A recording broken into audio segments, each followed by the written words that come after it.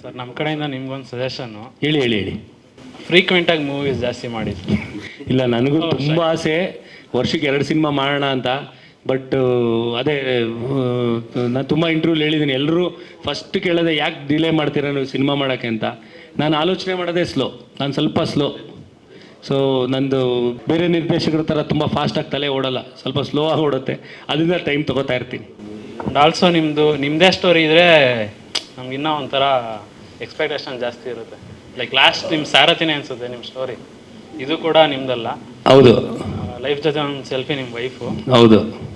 ನಿಮ್ಮದೇ ಸ್ಟೋರಿ ಯಾವಾಗ ಬರುತ್ತೆ ಅಂತ ಅಷ್ಟೇ. ಈಗ ಅದೇ ಚಂದಗೆ ಮಾಡ್ತಿರೋದು ನಂದೇ ಕತೆ, ನೆಕ್ಸ್ಟ್ ಆಮೇಲೆ ದರ್ಶನಕ್ಕೆ ಮಾಡೋದು ನಂದೇ ಕತೆ, ಪುನೀತ್ ಸರ್ಗೆ ಮಾಡಿದ್ದು ನಂದೇ ಕತೆ. ಈಗ ಫ್ರಮ್ ಪಾಸ್ಟ್ 6 to 8 ಮಂತ್ಸಿಂದ ಲೈಕ್ ವಿ ಫೇಸ್ಡ್ ಅಂದರೆ ನಾವು ಜಾಸ್ತಿ ಅಪ್ಸ್ ಆ್ಯಂಡ್ ಡೌನ್ಸ್ ನೋಡಿದ್ವಿ. ಸೊ ನೀವು ಅದನ್ನು ಇಟ್ಕೊಂಡು ಲೈಕ್ ಈ ಮೂವಿ ರಿಲೀಸ್ ಕೂಡ ಆಯಿತು.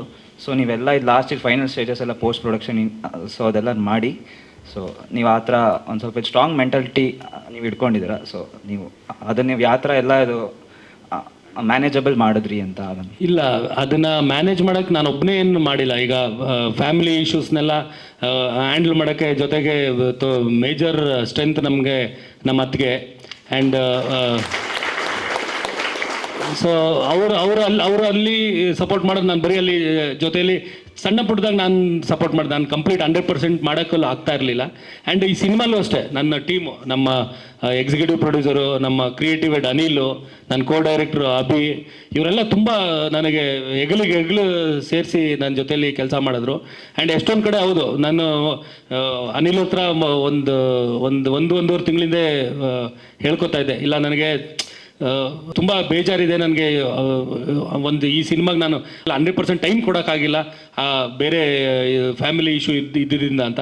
ಬಟ್ ಇವ್ರುಗಳು ತುಂಬ ಕೋಆಪ್ರೇಟ್ ಮಾಡಿದ್ರು. ಆ್ಯಂಡ್ ಎಲ್ಲ ನಮ್ಮ ಟೆಕ್ನಿಷಿಯನ್ಸ್, ನಮ್ಮ ಮ್ಯೂಸಿಕ್ ಡೈರೆಕ್ಟರ್ ಆಗಿರ್ಬೋದು, ನಮ್ಮ ಎಡಿಟರ್ ಆಗಿರ್ಬೋದು, ನಮ್ಮ ಕ್ಯಾಮ್ರಾಮನ್ ಆಗಿರ್ಬೋದು, ಎಲ್ಲರೂ ಅವ್ರವ್ರ ಕೆಲಸನ ಸ್ವಲ್ಪ ನನಗಿಂತ ಜಾಸ್ತಿನೇ ಎಫರ್ಟ್ ಹಾಕಿ ಅವರು ಆ ಕೆಲಸಗಳೆಲ್ಲ ಮಾಡಿ, ಅಂದರೆ ಅವ್ರಿಗೆ ಗೊತ್ತು ನನಗೆ ಏನು ಎಕ್ಸ್ಪೆಕ್ಟ್ ಮಾಡ್ತೀನಿ ಅವರಿಂದ. ಅವ್ರ ಕೆಲಸದ್ರು ಅದನ್ನ ನನಗೆ ತುಂಬ ಸಪೋರ್ಟ್ ಮಾಡಿದ್ರು. ಸೊ ನಿಮ್ಮ ಮುಖಾಂತರ ನಾನು ಅವ್ರುಗಳಿಗೂ ಇನ್ನೊಂದು ಥ್ಯಾಂಕ್ಸ್ ಹೇಳ್ಬಿಡ್ತೀನಿ. ಅಣ್ಣ, ಇದಾದಮೇಲೆ ಅದೇ ಲೈಕ್ ನೀವು ಹೇಳ್ದಂಗೆ ಲೈಕ್ ನಿಮ್ದು ಈ ಓಡಾಟ ಎಲ್ಲ ನೋಡಿ ನಮಗೂ ಒಂದು ಸ್ವಲ್ಪ ಮೋಟಿವೇಶನ್ ಬಂತು. ಲೈಕ್ ಅಂದರೆ ಲೈಕ್ ಎಷ್ಟೇ ಇದಾದ್ರೂ ಈ ಮೂವಿ ಇರಬೇಕು, ಈ ಕಡೆ ಫ್ಯಾಮಿಲಿ ಇರಬೇಕು. ಸೊ ನೀವೆಲ್ಲದೆಲ್ಲ ಹ್ಯಾಂಡಲ್ ಮಾಡಿದ್ರಿ. ಸೊ ಅದಕ್ಕೆ ನಿಮ್ಗೊಂದು ದೊಡ್ಡ ಹ್ಯಾಟ್ಸ್ ಆಫ್. ಇಲ್ಲ, ನನಗಿಂತ ನಾನು ನಿಮಗೆ ಥ್ಯಾಂಕ್ಸ್ ಹೇಳಬೇಕು. ನೀವುಗಳು ನಮಗೆ ತುಂಬ ಸಪೋರ್ಟ್ ಮಾಡಿದ್ರಿ. ನಮಗೆ ಸ್ಟ್ರೆಂತೇ ಒಂದು ರೀತಿಲಿ ನೀವು, ನಿಮ್ಮ ಮೋಟಿವೇಶನ್ನು. ನೀವು ಎಲ್ಲೂ ದರ್ಶನ್ ಆಗಲಿ ನಮ್ಮ ಫ್ಯಾಮಿಲಿನಾಗಲಿ ಎಲ್ಲೂ ನೀವು ಬಿಟ್ಕೊಡೋಕೆ ರೆಡಿ ಇರಲಿಲ್ಲ. ಸೊ ನೀವುಗಳ ಸಪೋರ್ಟ್ ಮಾಡಿದ್ಮೇಲೆ ನಮಗೆ 100% ಎನರ್ಜಿ ಬಂದ್ಬಿಡುತ್ತೆ. ಅಲ್ಲ ಅಣ್ಣ, ಲೈಕ್ ನೀವು ಹೇಳಲ್ಲ ಬಿಟ್ಕೊಡೋದಂತ. ಏನೇ ಆಗಲಿ ನಾವಂತೂ ಇನ್ನೂ 20 ಅಲ್ಲ ಇನ್ನೂ 30 ವರ್ಷ ಆದರೂ ಇದಂತೂ ಹಂಗೆ ಇರುತ್ತೆ, ಸಾಯೋರ್ಗು ಹಂಗೆ ಇರುತ್ತೆ. ಲೈಕ್ ನಾವು ಅಷ್ಟೆಲ್ಲ ನಾವು ರೆಡಿ ಆಗಿದ್ವಿ. ಏನೇ ಬಂದರೂ ನಾವೆಲ್ಲ ಈಗ ಫ್ರಮ್ ಪಾಸ್ಟ್ 6 to 8 ಮಂತ್ಸಿಂದ ಲೈಕ್ ನಾವು ಇಡೀ ಫ್ಯಾಂಡಮ್ ಎಲ್ಲ ನಾವು ಎಷ್ಟು ಫೇಸ್ ಮಾಡಿದ್ವಿ ಅಂತ ನಮಗೆ ಗೊತ್ತಿರುತ್ತೆ. ಸೊ ಅದು ನಾವೇನು ಫೇಸ್ ಮಾಡಿದ್ದೀವಿ ಈಗ ನೆಕ್ಸ್ಟ್ ಇನ್ನು ಮುಂದೆ ಬರೋ ಮೂವೀಸ್ಗೆಲ್ಲ ನಾವೆಲ್ಲ ಯುಟಿಲೈಸ್ ಮಾಡ್ಕೊತೀವಿ. ಅಂದರೆ ನಾವೀಗ ಎಷ್ಟು ಸ್ಟ್ರಾಂಗಾಗಿ ನಿಂತ್ಕೋಬೇಕು ಅಂತ ಎಲ್ರಿಗೂ ಗೊತ್ತಾಗಿದೆ. ಕರೆಕ್ಟ್. ಸೊ ನಮ್ಮ ಇದೆಲ್ಲ ಆಗಿಂದ ಮುಂಚೆ ಹೆಂಗಿತ್ತು ಅಂದರೆ ನಾವೆಲ್ಲ ಇದರಲ್ಲಿದ್ವಿ, ಈ ಗುಂಪಲ್ಲಿದ್ವಿ.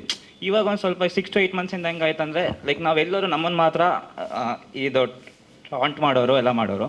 ಇವಾಗ ನಮಗೆ ಗೊತ್ತಾಗಿದೆ ಲೈಕ್ ಇನ್ನು ಏನೇ ಆಗಲಿ ಎಲ್ಲ ಒಳಗಡೆ ಎಲ್ಲ ಫುಲ್ ಎಲ್ಲ ಬಂಡೆಗಳೆಲ್ಲ ರೆಡಿ ಮಾಡ್ಕೊಂಡ್ಬಿಟ್ಟಿದ್ದೀವಿ ನಮ್ಮ ಆಟ ಒಳಗಡೆ. ಸೊ ಇನ್ನು ಥ್ಯಾಂಕ್ ಯು. ಅಲ್ಲ, ಇವಾಗ ಅದೊಂದು ಸೇಯಿಂಗೇ ಇದೆಯಲ್ಲ, ಒಂದು ಕಲ್ಲು ಶಿಲೆ ಆಗೋದನ್ನೇ ಹುಳಿ ಏಟು ಬಿದ್ದಾಗ್ಲೇನೆ ಅಂತ. ಸೊ ಬೀಳ್ತಾ ಇದೆ, ಇನ್ನೂ ನಮ್ಮನ್ನ ಆ ಏಟ್ಗಳೇ ಇನ್ನೂ ನಮ್ಮನ್ನು ಶೇಪ್ ನೀಟಾಗಿ ಮಾಡುತ್ತೆ, ಪರ್ಫೆಕ್ಟ್ ಮಾಡುತ್ತೆ ನಮ್ಮಂಥ ಸ್ಟ್ರಾಂಗೆಸ್ಟ್ ಫ್ಯಾಂಡಮ್ ಎಲ್ಲೂ ಸಿಗಲ್ಲ ಅಣ್ಣ. ಅದು ನಿಜ. ಅದೇ ನಮ್ಮ ಸ್ಟ್ರೆಂತು. ನಂದಾಗಲಿ ದರ್ಶನ್ದಾಗಲಿ ಯಾವಾಗಲೂ ಅದೇ ನಮ್ಮ ಸ್ಟ್ರೆಂತು. ಒಂದು ದೊಡ್ಡ ಸೈನ್ಯಾಗ ನೀವಿದ್ದೀರಾ ನಮ್ಮ ಹಿಂದೆ, ಅಷ್ಟೇ. ಅದಿದ್ಮೇಲೆ ಇನ್ನೇನು ಬೇಕು ಹೇಳಿ. ಎಸ್ ಅಣ್ಣ, we love you for ever. So ನೀವು ಮಾಡೋಕ್ಕೆಲ್ಲ ನೋಡಿದ್ದೀವಿ. ಸೊ ಅದರಿಂದ ಲೈಕ್ ಇದು ರಾಯಲ್ ನಿಮ್ಗೊಂದು ದೊಡ್ಡ ಯಶಸ್ಸು ಸಿಗಲಿ, ಅದರಿಂದ ಇನ್ನೂ ಎಲ್ಲ ಒಳ್ಳೊಳ್ಳೆ ಸ್ಟಾರ್ಸ್ ಎಲ್ಲ ಬರಲಿ. ಆಮೇಲೆ ನಿಮ್ಮ ಮುಖಾಂತರ ಇದು ನಿಮ್ಮ ಲಾಬಿಯಿಂದ ಇದು ಚಂದನ್ ಅಣ್ಣ ಬರ್ತಿದ್ದಾರೆ. ಸೊ ಅವಾಗೂ ತುಂಬ ಒಳ್ಳೇದಾಗಲಿ. ಸೊ ಇನ್ನೇನೇ ಇದ್ರೂ ನಾವೆಲ್ಲ ಇದ್ದೇ ಇರ್ತೀವಿ. ಇವಾಗ ಎಷ್ಟು ನೋಡಿರೋ like it might be just 1 or 2%. ಆಚೆಗಡೆ ಇನ್ನೂ ತುಂಬಾ ದೊಡ್ಡದಾಗೆ ನಿಮಗೆಲ್ಲ ಕಾಯ್ತಿದೆ. Thank you. ಅಲ್ಲ, ನೀವು ಇದನ್ನ ವರ್ಡ್ಸ್ ಹೇಳ್ಬೇಕಾಗಿಲ್ಲ, ನಮಗೆ ಅರ್ಥ ಮಾಡಿಸ್ಬಿಟ್ಟಿದ್ರೆ ನಿಮ್ಮ ಬಿಹೇವಿಯರಿಂದ ನಾವಿದ್ದೀವಿ ಅಂತ. ಯಾವುದೇ ಟೈಮಲ್ಲೂ ನಮ್ಮನ್ನು ನೀವು ಬಿಡೋದು ಇಲ್ಲ ಅಂತಲೂ ಗೊತ್ತು. ಸೊ ಅದಕ್ಕೆ ನೀವು ಅಭಿಮಾನಿಗಳಲ್ಲ, ಸೆಲೆಬ್ರಿಟಿಗಳಲ್ಲ, ನಮ್ಮ ಪಾಲಕ್ಕೆ ದೇವರಾಗ್ಬಿಟ್ಟಿದ್ದೀರ ನೀವುಗಳು. ದೊಡ್ಡ ಮಾತು. ಥ್ಯಾಂಕ್ ಯು ಅಣ್ಣ, we love you for ever. ಅಣ್ಣ, ಚಂದನಾಗ ಮಾಡ್ತೀನಿ ಅಂದರೆ ಬಾಸಾಗ ಮಾಡ್ತೀನಿ ಅಂದರೆ ಧನ್ವೀರವ್ರಿಗೊಂದು ಮಾಡ್ಬಿಡಿ ಅಣ್ಣ. ಅವ್ರಿಗೋಸ್ಕರ. ಇಲ್ಲ ಖಂಡಿತ ಸಿಚುವೇಶನ್ ಬಂತು ಆಗ್ಬೇಕು. ಅದೇ ಹೇಳದ್ನಲ್ಲ, ಸ್ವಲ್ಪ ಸ್ಲೋ ಪಾಪ ಧನ್ವೀರ್ ಕಾಯ್ಬೇಕು. ಇವೆರಡು ಮುಗಿಸಾದ್ಮೇಲೆ ಲೇಟ್ ಆದ್ರೂ ಪರವಾಗಿಲ್ಲ, ಅವ್ರನ್ನ ನೀವು ಇನ್ನೂ ಸ್ವಲ್ಪ ಇಂಡಸ್ಟ್ರಿ ನಿಲ್ಸೋ ಥರ ಒಂದು ಒಳ್ಳೆ ಸಿನಿಮಾ ಮಾಡ್ಕೊಡಿ ಅವ್ರಿಗೂ. ಅಯ್ಯೋ ಗುರು, ನಾನು ಯಾರನ್ನೂ ನಿಲ್ಸಿ ನಾನು ಯಾರಿಗೂ ಸಕ್ಸಸ್ ಎಲ್ಲ ಕೊಡೋನಲ್ಲ. ಒಳ್ಳೆ ಸಿನಿಮಾ ಮಾಡ್ತೀನಿ, ನೀವುಗಳು ಸಕ್ಸಸ್ ಮಾಡೋದನ್ನ. ಇಲ್ಲ ಕೆಪಾಸಿಟಿ ಇದೆ, ಧನ್ವೀರ್ ಅವ್ರಿಗೊಂದು ಸಿನಿಮಾ ಮಾಡ್ಕೊಡಿ ಅಣ್ಣ. ಶೋರ್ 100% ಮಾಡ್ತೀನಿ. ಧನ್ವೀರ್ ಅಂತಲ್ಲ, ಇಂಡಸ್ಟ್ರಿಲಿ ಎಲ್ಲರ ಜೊತೆ ಸಿನಿಮಾ ಮಾಡೋಕೆ ಒಂದು ಆಸೆ ಇದೆ ನನಗೆ. ಅಣ್ಣ ನಮಸ್ಕಾರ. ನಮಸ್ತೆ. 8 ತಿಂಗಳಿಂದ ಏನು ನಡೀತು ಅದೆಲ್ಲ ಒಂದು ಕಿಟ್ ಕನ್ಸ್ ಅಂತ ಮರೆತು ಒಂದು ಗಜಪಡೆ ಅಂತಿತ್ತು ನಮ್ಮ ಬಾಸ್ ಅವ್ರದ್ದು. ಆ ಗಜಪಡೆಯಲ್ಲಿ ಈ 8 ತಿಂಗಳಾದಮೇಲೆ ನಮ್ಮ ಕಣ್ಣಿಗೆ ಕಾಣಿಸಿದ್ದು ಒಬ್ಬರೇ ಧನ್ವೀರ್ ಗೌಡ್ರು. ಒಂದು ಊರಲ್ಲಿ ಒಬ್ಬ ಯಜಮಾನ, ಆ ಯಜಮಾನಿಗೆ ಬಲಗೈ ಬಂಟ ಅಂತ ಧನ್ವೀರ್ ಗೌಡ್ರನ್ನ ಮಾತ್ರ ನೋಡಿದ್ದು ನಾವು. ಬೇರೆ ಗಜಪಡೆಯಲ್ಲಿ ಯಾರೂ ಕಾಣಿಸಿಲ್ಲ ನಮ್ಗೆ, ಅದೊಂದು ಬೇಸರ ಇದೆ. ಆದರೆ ಅದೆಲ್ಲ ಬಿಟ್ಟು ರಾಯಲ್ ಬರ್ತಾ ಇದೆ ಅಲ್ವಾ, ಈ 2025 ರಾಯಲ್ ಜರ್ನಿ ಹಂಗೆ ಸ್ಟಾರ್ಟ್ ಆಗುತ್ತೆ. ಇನ್ಯಾವುದೋ ತಡೆ ನಿಲ್ಸೋಕ್ಕೆ ಯಾರ ಕೈಲೂ ಆಗಲ್ಲ.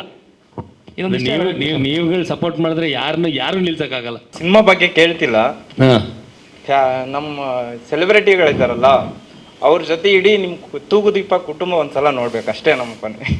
ಖಂಡಿತ ಹೇಳಿ, ಅದಕ್ಕೊಂದು ಸಿಚುವೇಶನ್ ಕ್ರಿಯೇಟ್ ಮಾಡಿ ಗ್ಯಾರಂಟಿ ಎಲ್ಲರೂ ಒಂದ್ಸತಿ ಜೊತೆ ನೋಡೋಣ. ಮಾಡಿ ಅದೆಲ್ಲ ಬಾಸ್ ಬರ್ಡೇಗೆ ಸತಿ ಬರ್ಡೇ ಗೊತ್ತಿಲ್ಲ ಎಷ್ಟು ಮಟ್ಟಿಗೆ ನೀಟಾಗಿ ಮಾಡೋಕ್ಕಾಗತ್ತೆ ಅಂತ. ಯಾಕಂದರೆ ದರ್ಶನ್ ಎಲ್ತು ತುಂಬ ಸಪೋರ್ಟ್ ಮಾಡ್ಬೇಕು ಅದಕ್ಕೆ. ಅದು ಅಕಸ್ಮಾತ್ ಅದು ಸಪೋರ್ಟ್ ಮಾಡಿಲ್ಲ ಅಂದರೆ ಸ್ವಲ್ಪ ಕಷ್ಟ ಆಗುತ್ತೆ. ಬಟ್ ಅದೇ ಪ್ಲ್ಯಾನ್ ಅಂತೂ ಇದೆ, ಏನು ಮಾಡಬೇಕು ಅಂತ ಇನ್ನೂ ಏನು ಆಲೋಚನೆ ಅಂತೂ ಮಾಡೋಕ್ಕಾಗಿಲ್ಲ. ಈಗ ತುಂಬಾ ಜನ ಮಾತಾಡಿದಾರಲ್ಲ ಅವ್ರಿಗೆಲ್ಲ ನಾವು ತೋರಿಸ್ಬೇಕಲ್ಲ, ಅದಕ್ಕೋಸ್ಕರ ಈಗ ಆಲ್ರೆಡಿ ತೋರಿಸ್ತಾ ಇದ್ದೀರಾ, ತಿರ್ಗಾ ಇನ್ನೂ ಹೊಸ್ದಾಗಿ ತೋರಿಸ್ಬೇಕಂತ ಏನಿಲ್ಲ.